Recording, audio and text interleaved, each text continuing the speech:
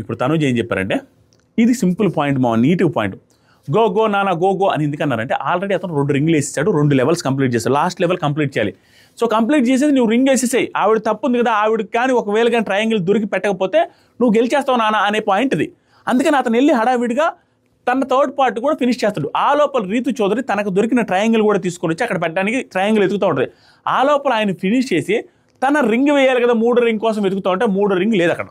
3వ రింగ్ లేదు అనేది విన్న తర్వాత అడుగుతుంటే లేదు, బట్ అడుగుతున్న టైంలోనే క్లియర్గా తనకు అర్థమైంది అక్కడ ఒక చోటు ఉంటే దాన్ని తీసుకుని లోపల పెట్టేసుకున్నారు రింగ్. ఏ పర్పస్ మీద తీసుకున్నారో తెలుసా? సింపుల్, తనకి రింగ్ వేస్తే తను ఎక్కడైనా గెలుస్తాడేమో, మేబీ ఏదైనా చేంజ్ చేస్తారేమో సంచాలకని ఆ రింగే కనపడకుండా చేద్దామని అత్యంత దారుణమైన ఓవర్ కన్నింగ్ గేమ్ స్ట్రాటజీ వాడారు రీతు చౌదరి గారు. That is worst to the core. నాకు అస్సలు నచ్చదు అలాంటివి. నువ్వు పెంటగా కన్నింగ్ స్ట్రాటజీలు వేసుకుంటూ పోవాలంటే ఏ టాస్క్లో అవతలని గెలవలేను, వాడిని గబ్బు పట్టించవచ్చు, వాడిని ఈజీగా ఏమికాయ అందరాయి స్ట్రాటజీ అనేసి వాడు కూడా తల బాదుకునేలాగా చేయొచ్చు. అంత వరస్ట్ స్ట్రాటజీలు వాడడానికి ప్రతి దాంట్లో ఉంటుంది. అది నాకు నచ్చలా. నువ్వు ఏం చేయాలా, నీ ఆట నువ్వు ఆడాలి, కానీ అవతలోడు రింగు దాచిపెట్టాలనే ఐడియా ఎట్లా వచ్చింది చూడండి ఆవిడికి. అంటే ఇప్పుడు అర్థం ఏంటి, ఆవిడ తప్పు ఎక్కడ జరిగింది తెలుసా?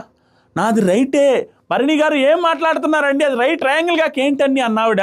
నువ్వు నిజంగా రీతు చౌదరి గారు ట్రయాంగిల్ అని నమ్మితే, నీది గెలుపు నీది ట్రయాంగిల్ అని నమ్మితే, ఆ రింగు వేసేదానికి రింగ్ ఎందుకు దాచిపెట్టుకున్నారంటే ఆ రింగు దాచిపెట్టుకుని తను వెతుకుతూ ఉంటుంది లైవ్లో ఇంకొక ట్రయాంగిల్ కోసం. అంటే ఆ ట్రయాంగిల్ తనకు కూడా డౌట్ వచ్చింది కాబట్టి ఆ రింగ్ దాచిపెట్టుకుంది. That is what I didn't like in Reethu Chowdary today. తనకి తెలిసిపోయేటట్టుగా దాని రింగు దాచిపెట్టుకోవడం అస్సలు నచ్చలేదండి.